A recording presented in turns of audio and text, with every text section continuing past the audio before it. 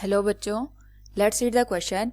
The energy of photon of characteristic X ray from a Coolidge tube comes from, here we have four options: A, the kinetic energy of the striking electron; B, the kinetic energy of the free electrons of the target; C, the kinetic energy of the ions of the target; and D, an atomic transition of the target. Now, first of all, we will discuss here the key concept,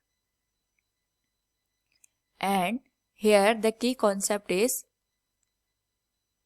characteristic X-rays. तो जब भी हम बात करें यहाँ पे X-rays की, it is produced by high energy electrons by striking it to the metal surface. इसमें हम इलेक्ट्रॉन्स को एक फिलामेंट से यहाँ पे रिलीज कराते हैं, और जो ये इलेक्ट्रॉन्स होते हैं इनकी जो काइनेटिक एनर्जी होती है it is very much high.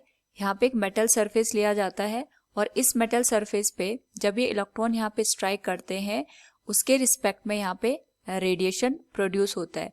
और जो ये रेडिएशन प्रोड्यूस होता है इसकी वेवलेंथ यहाँ पे 1 एंगस्ट्रम के करीब होती है, और इसी 1 एंगस्ट्रम की रेज को या रेडिएशन को यहाँ पे एक्स रेज का नाम देते हैं. तो हमारे पास जो एक्सरे प्रोड्यूस्ड होते हैं यहाँ पे दो टाइप के होते हैं. एक होता है कैरेक्टरिस्टिक और दूसरा होता है यहाँ पे कॉन्टिन्यूअस. नाउ अगर हम बात करें यहाँ पे कैरेक्टरिस्टिक एक्सरे की, तो हमारे पास सपोज ये इलेक्ट्रॉन्स है, और जब ये यहाँ पे मेटल सरफेस के साथ स्ट्राइक करता है तो जो ये इलेक्ट्रॉन है it is absorb by the metal surface, और जो इसकी काइनेटिक एनर्जी है वो मेटल के एटम द्वारा एब्जॉर्ब की जाती है. नाउ जैसे ही ये एटम होते हैं ये एनर्जी को एब्जॉर्ब करते हैं, इनके जो इलेक्ट्रॉन्स होते हैं यहाँ पे ये हायर स्टेट में जंप कर जाते हैं, और उसकी वजह से यहाँ पे जो ट्रांजिशन होता है, ट्रांजिशन के रिस्पेक्ट में यहाँ पे रेडिएशन प्रोड्यूस होता है.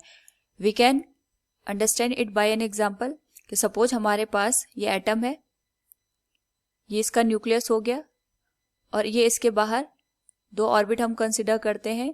ये हो गई के, इसमें 2 इलेक्ट्रॉन्स है, और एल में यहाँ पे मैक्सिमम 8 इलेक्ट्रॉन प्रेजेंट हो सकते हैं.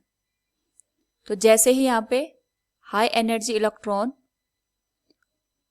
इनर मोस्ट सेल के साथ स्ट्राइक होता है, ये इलेक्ट्रॉन को यहाँ से बाहर इजेक्ट कर देता है, जिसकी वजह से जो के ऑर्बिट है उसमें वैकेंसी क्रिएट हो जाती है. और नाउ यहाँ पे हमारे पास जो के शेल है उसमें वैकेंसी क्रिएट हो चुकी है. तो इसको फिलअप करने के लिए यहाँ पे एल या एम जो हमारे पास सब शेल है, एल या एम जो हमारे पास यहाँ पे शेल है वहां से इलेक्ट्रॉन आकर इसको फिल कर सकता है.